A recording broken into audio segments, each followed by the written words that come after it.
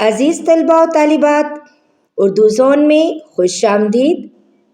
جماعت دہم federal board اور Punjab board 2025 نئی درسی کتاب کا پہلا سبق، جس کا عنوان ہے اخلاق نبوی صلی اللہ علیہ وآلہ وسلم۔ سبق کا مرکزی خیال، خلاصہ، مشقی سوالات کے جوابات اور مشکل الفاظ کے معنی جاننے کے لیے ویڈیو میں آخر تک جڑے رہیے گا تاکہ آپ اس سبق کو بہت اچھی طرح سے سمجھ سکیں۔ تو شروع کرتے ہیں اپنا آج کا لیکچر۔ سب سے پہلے ہم مولانا شبلی نعمانی کا تعارف جانتے ہیں کہ مولانا شبلی نعمانی ان کا اصل نام مولانا شبلی نعمانی، اور یہ ان کی پیدائش جو ہے وہ 1857 میں، جائے پیدائش ان کی اعظم گڑھ ہندوستان میں ہے۔ ابتدائی تعلیم انہوں نے مقامی علماء سے حاصل کی، یعنی اسلامی علوم جن میں عربی، فارسی اور اردو کی تعلیم شامل تھی۔ علی گڑھ تحریک سے وابستہ ہونے والے سر سید کے جدید تعلیمی نظریات سے یہ بہت متاثر ہوئے، اور اس کے بعد ہم جانتے ہیں کہ مولانا شبلی نعمانی کی تصانیف، یعنی ان کی جو کتب ہیں، جو انہوں نے کتابیں لکھی ہیں، ان کے نام کیا ہیں۔ عموماً یہ آبجیکٹیو میں کویسچن آ جاتا ہے، تو ان کی کتب کے نام یا ان کی تصانیف کے نام ہیں الفاروق، المامون، سیرت النبی صلی اللہ علیہ وآلہ وسلم، الغزالی، علم الکلام، مقالات شبلی جس کی 7 جلدیں ہیں، شعر العجم جس کی 5 جلدیں ہیں،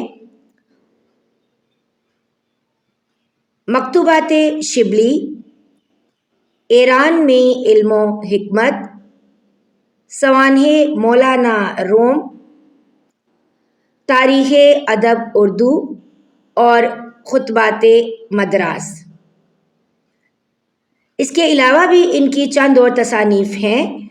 عموماً آپ کو آبجیکٹیو میں یہ سوال آ جاتا ہے، تو پنجاب بورڈ کے جو جماعت دہم کے طلباء و طالبات ہیں وہ ذرا مولانا شبلی نعمانی کا تعارف جو ہے وہ اس کو اچھے سے دیکھ لیجئے گا، کیونکہ آپ لوگوں کا تقریباً جو ہے آبجیکٹیو وہ مصنف کے تعارف میں سے آ جاتا ہے۔ تو ہیڈنگز اگر آپ بنا لیں گے تو زیادہ بہتر ہو جائے گا۔ مولانا شبلی نعمانی کی جو تصانیف ہیں ان میں تاریخی بھی ہیں، سوانحی بھی ہیں، اور حقیقی نوعیت کی بھی ہیں، جو اسلامی علوم، ادب اور تہذیب پر گہری بصیرت فراہم کرتی ہیں۔ ان کی کتابیں اردو اور فارسی دونوں زبانوں میں ہیں، اور آج بھی علمی حلقوں میں قدر کی نگاہ سے دیکھی جاتی ہیں۔ سیرت النبی صلی اللہ علیہ وآلہ وسلم جو ہے مورخ کی حیثیت سے لکھی گئی، اور ان کی وفات کے بعد ان کے شاگرد نے سید سلمان ندوی نے اس کو مکمل کیا تھا۔ اعظم گڑھ میں دار المصنفین کی بنیاد، یعنی دار المصنفین شبلی نعمانی اکیڈمی کی بنیاد رکھی انہوں نے۔ شاعری میں اردو اور فارسی شاعری کی، جس میں کلاسیکی اور جدیدیت کا رجحان کا امتزاج تھا۔ مسلمانوں کی خود مختاری کی حمایت کی، لیکن برطانوی استعمار کی پالیسیوں پر تنقید بھی کی۔ مولانا شبلی نعمانی جدید خیالات کی وجہ سے روایتی علماء کی مخالفت کا سامنا کرتے رہتے تھے۔ اردو میں تنقیدی اسلامی تاریخ نگاری کے یہ بانی بنے۔ حمید الدین فراہی جیسے شاگردوں کو تربیت بھی انہوں نے دی۔ ان کی وفات 1914 میں ہوئی، اور یہ اعظم گڑھ میں مدفن ہیں۔ ان کے نام سے جو ادارے بنے، شبلی نیشنل کالج جو اعظم گڑھ میں، اور شبلی اکیڈمی بنے، اور ان کی تحریریں جو ہیں علمی گہرائی اور ادبی عظمت کی وجہ سے دنیا بھر میں مانی جاتی ہیں۔ سبق کے مرکزی خیال کی طرف بڑھتے ہیں۔ یہ سبق حضرت محمد صلی اللہ علیہ وآلہ وسلم کی پاکیزہ زندگی کے بارے میں ہے، جو مولانا شبلی نعمانی کی کتاب سیرت النبی صلی اللہ علیہ وآلہ وسلم سے لیا گیا ہے۔ تو اس سبق کا ماخذ کیا ہو جائے گا؟ سیرت النبی صلی اللہ علیہ وآلہ وسلم۔ اس میں ہمیں آپ صلی اللہ علیہ وآلہ وسلم کے اعلیٰ اخلاق، نرم مزاجی اور دوسروں کے ساتھ پیار و محبت سے پیش آنے کے واقعات پڑھنے کو ملتے ہیں۔ آپ صلی اللہ علیہ وآلہ وسلم ہمیشہ صبر اور بردباری سے کام لیتے اور ہر انسان سے محبت کرتے تھے۔ خلاصے کی طرف بڑھتے ہیں۔ اخلاق کی پختگی کا بنیادی اصول یہ ہے کہ انسان نیک صفات کو اپنی شخصیت کا ایسا حصہ بنائے کہ وہ اس سے جدا نہ ہو سکیں۔ حضور نبی کریم صلی اللہ علیہ وآلہ وسلم کی زندگی اس کی بہترین مثال ہے۔ آپ صلی اللہ علیہ وآلہ وسلم نے ہمیشہ اپنے اصولوں پر ثابت قدمی سے عمل کیا، حالات کتنے ہی مشکل کیوں نہ ہوئے۔ آپ کے اخلاق اور عادات میں کبھی کوئی تبدیلی نہیں آئی، بلکہ آپ نے ہر معاملے میں استقامت اور پائیداری کا عملی نمونہ پیش کیا۔ آپ کی سیرت نرم دلی، بردباری اور ہمدردی سے بھری ہوئی تھی۔ لوگوں کی ناگوار باتوں کو آپ صلی اللہ علیہ وآلہ وسلم صبر سے سنتے اور غریبوں اور کمزوروں کی مدد کو سب سے پہلے پہنچتے تھے۔ آپ صلی اللہ علیہ وآلہ وسلم عام لوگوں کی طرح زندگی گزارتے، خود آپ اپنے ہاتھ سے کام کرتے اور ہر ایک کے ساتھ مساوات کا یعنی برابری کا سلوک کرتے، بچوں سے محبت کرتے، غلاموں کے ساتھ شفقت سے پیش آتے۔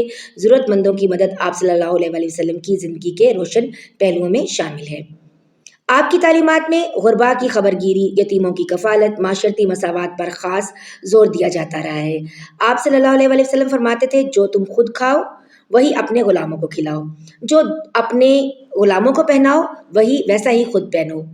یہی وہ اخلاقی اصول ہیں جو آپ صلی اللہ علیہ وآلہ وسلم کی سیرت مبارکہ سے ہمیں ملتے ہیں اور جو ہمارے لیے مشعل راہ ہیں۔ آپ کی زندگی کا ہر پہلو ہمیں یہ سبق دیتا ہے کہ انسانیت اور رحم دلی ایسی صفات ہیں جو ایک معاشرے کو بہتر بنا سکتی ہیں۔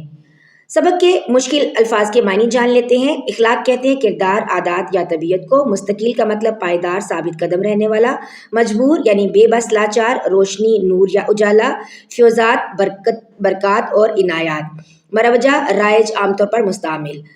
حقائق، سچائیاں یا اصلیتیں۔ مظاہرہ کرنا یعنی دکھاوا اور نمائش۔ تصفیہ کرنا، فیصلہ۔ تکلیف، دکھ، اذیت یا پریشانی۔ تزکیہ، پاکیزگی، صفائی یا اصلاح۔ فراست، دانائی، زیرکی۔ مستقرق، ڈوبا ہوا یا محو۔ معصوم یعنی بے گناہ، پاک۔ تکمیل کا مطلب ہوتا ہے پورا کرنا یا انجام دینا۔ مظہر کہتے ہیں نمونہ، مثال یا ظاہر کرنا۔ سعادت کہتے ہیں خوش نصیبی یا نیک بختی کو۔ اسی طرح ہے تائید، جس کا مطلب ہے حمایت کرنا۔ مستحکم، مضبوط یا پائیدار۔ توجہ، دھیان۔ مظلوم یعنی ستم رسیدہ جس پر ظلم ہوا ہو۔ مواخات، بھائی چارہ کو کہتے ہیں۔ میسر یعنی دستیاب یا حاصل۔ مفلس، غریب، نادار، محتاج۔ مستحق یعنی حقدار۔ مواعظ، نصیحتیں یا واعظ، پند و نصائح۔ محروم، بد نصیب یا خالی ہاتھ۔ تکالیف، مصیبتیں، آفتیں یا دکھ۔ معاشرت کہتے ہیں میل جول یا سماجی تعلقات۔ مسرت، خوشی یا شادمانی کو۔ مقدور، طاقت یا استطاعت۔ مستورات، پردہ نشین یعنی خواتین یا عورتیں۔ تزئین کہتے ہیں سجاوٹ، آرائش یا زیبائش کو۔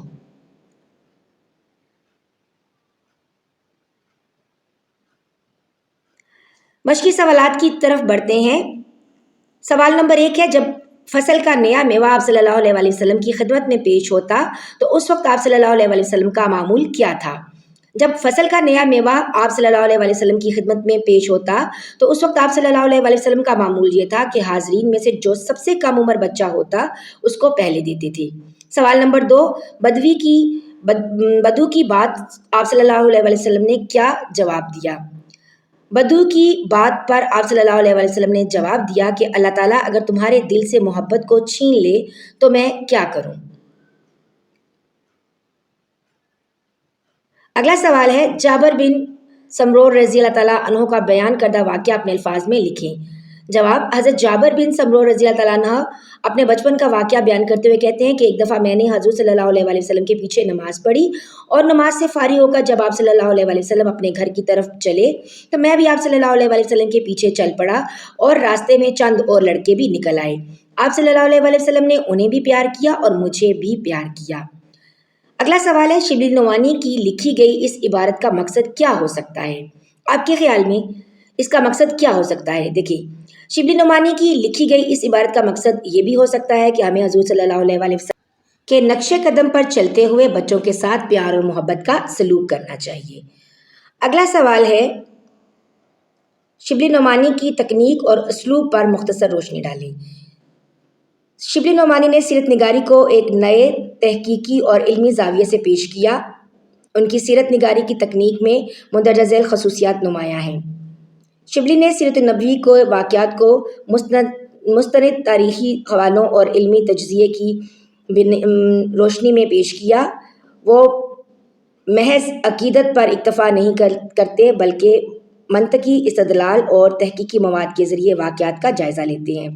ان کے اسلوب میں جوش اور ولولہ پایا جاتا ہے جو قاری کے دل پر ایک جذبہ پیدا کرتا ہے، اور ان کے بیانات میں لطیفانہ شان بھی نظر آتی ہے۔ شبلی کی تحریر میں اختصار کے ساتھ ساتھ معنویت کا بھرپور اظہار ملتا ہے۔ وہ مختصر جملوں میں گہرے مفاہیم کو بیان کر دیتے ہیں، سمو دیتے ہیں، جس سے ان کی تحریر جامع اور بامقصد بن جاتی ہے۔ ان کی سیرت نگاری کا بنیادی مقصد مسلمانوں میں احساس خودداری پیدا کرنا اور انہیں اپنے شاندار ماضی سے روشناس کراتا تھا۔ وہ مسلمانوں کو سیرت النبوی کے روشن پہلو دکھا کر ترقی کی راہ پر گامزن کرنے کے خواہاں تھے۔ شبلی کی تحریر میں شاعرانہ انداز جھلکتا ہے، ان کے جملے شگفتہ، رواں اور دل نشین ہوتے ہیں۔ وہ جذبات کو اس طرح الفاظ کا جامہ پہناتے ہیں کہ قاری خود کو واقعات کے بیچ محسوس کرتا ہے۔ شبلی نے اسلامی تہذیب اور مسلمانوں کے علمی اور ثقافتی ورثے کا بھرپور دفاع کیا۔ ان کی سیرت نگاری میں مسلمانوں کی عظمت رفتہ کا تذکرہ نمایاں ہے، جو اس دور کے مسلمانوں کو حوصلہ اور افتخار عطا کرتا تھا۔ سیرت نگاری میں تنقیدی نظر رکھتے تھے۔ انہوں نے اسلامی تاریخ کے مغربی مورخین کے اعتراضات کا مدلل جواب دیا اور غلط فہمیوں کا ازالہ کیا۔ شبلی نعمانی کی سیرت نگاری تحقیق، ادب، جذبات اور مقصدیت کا حسین امتزاج ہے، جس نے اردو ادب میں ایک نئی راہ متعین کی اور سیرت نگاری کو ایک فن کی حیثیت سے روشناس کرایا۔ اگلا سوال ہے، آپ نے سوالات کے جو درست آپشن ہے اس کو ٹک کرنا ہے۔ سوال کرنا اور لوگوں کے سامنے ہاتھ پھیلانا روا ہے۔ 4 آپشنز دیے گئے ہیں، اس میں درست ہے صرف 3 شخصوں کو۔ اگلا سوال ہے، جو خود کھاؤ ان کو کھلاؤ اور جو خود پہنو انہیں پہناؤ۔ نبی کریم صلی اللہ علیہ وسلم نے کا یہ فرمان کس کے لیے تھا؟ جواب ہے اس کا غلاموں کے لیے۔ پھر ہے سا کس کو ماپنے کا ایک پیمانہ تھا؟ تو یہ ہے غلے کو۔ پھر ہے قریش اپنے فخر و امتیاز کے لیے قیام کرتے تھے مزدلفہ میں۔ پھر ہے تمام صحابہ رضوان اللہ علیہم مدینے کے چاروں طرف خندقیں کھود رہے تھے غزوہ احزاب کے موقع پر۔ اس کا جواب ہے میں جو کوسچن نمبر 6۔ اگلا سوال ہے کہ آپ کو یہ عبارت دی گئی ہوگی اور اس میں کچھ املا کی غلطیاں ہیں، ٹھیک ہے؟ آپ نے ان کے مفہوم کو متفرق طور طریقوں سے پوری عبادت چند جملوں میں آپ نے تبدیلی کے ساتھ اس کو آپ نے بیان کرنا ہے۔ حضرت صلی اللہ علیہ وسلم کے پاس جو غلام آتے، آپ صلی اللہ علیہ وسلم ہمیشہ انہیں آزاد فرما دیتے، لیکن وہ آپ صلی اللہ علیہ وسلم کے حسن سلوک اور محبت کے ایسے گرویدہ ہو جاتے کہ آزادی کے باوجود آپ صلی اللہ علیہ وسلم کا ساتھ نہ چھوڑتے۔ ماں باپ، خاندان اور قبیلے کے رشتوں سے بڑھ کر وہ آپ صلی اللہ علیہ وسلم کی صحبت کو باعث عزت سمجھتے۔ زید بن حارثہ بھی آپ صلی اللہ علیہ وسلم کے آزاد کردہ غلام تھے۔ جب ان کے والد انہیں واپس لے جانے کے لیے آئے تو زید نے آپ صلی اللہ علیہ وسلم کی محبت اور شفقت کو اپنے خونی رشتے پر فوقیت دی اور آپ صلی اللہ علیہ وسلم کا ساتھ نہ چھوڑا۔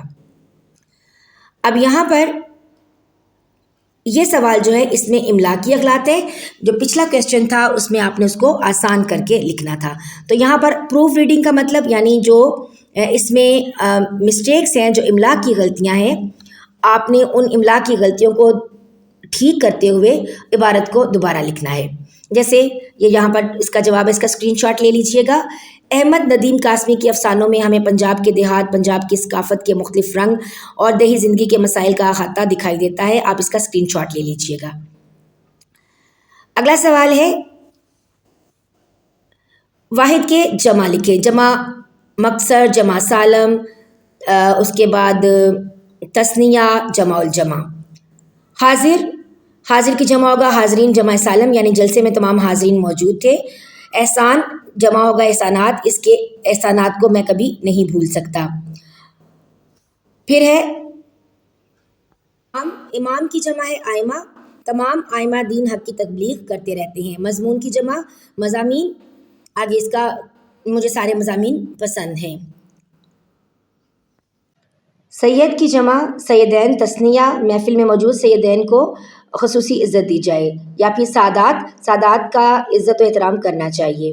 قطب قطبین تثنیہ، زمین کے شمالی اور جنوبی قطبین پر شدید سردی ہوتی ہے۔ شجر کی جمع اشجار، باغ میں مختلف نوع کے اشجار موجود تھے۔ محاورہ کی جمع محاورے، اردو زبان کے محاورے بہت دلچسپ ہیں، یا پھر محاورات جمع الجمع، اردو کے محاورات زبان کو خوبصورتی بخشتی ہیں۔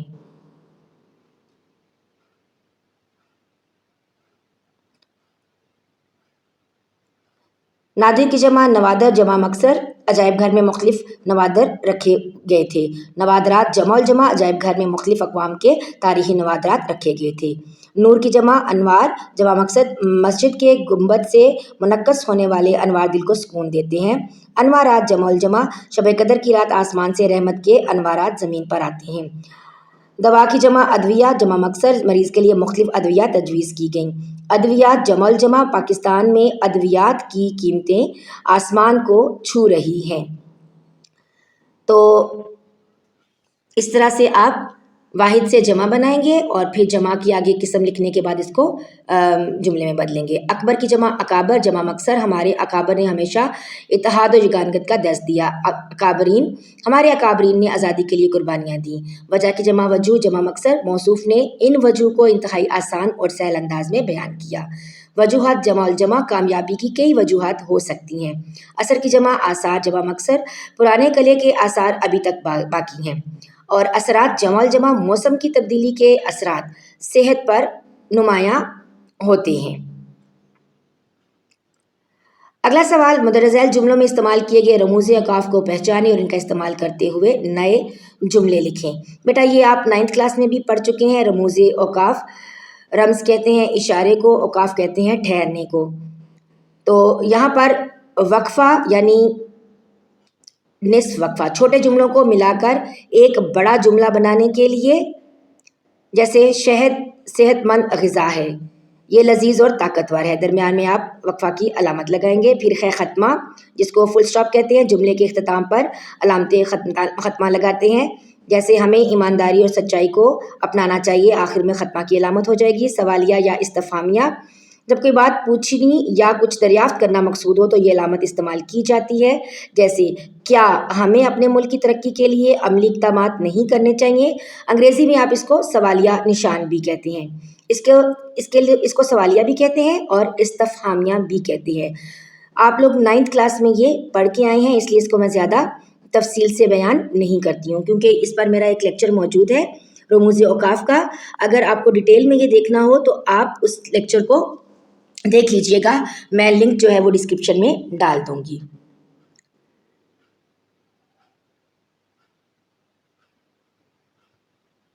تو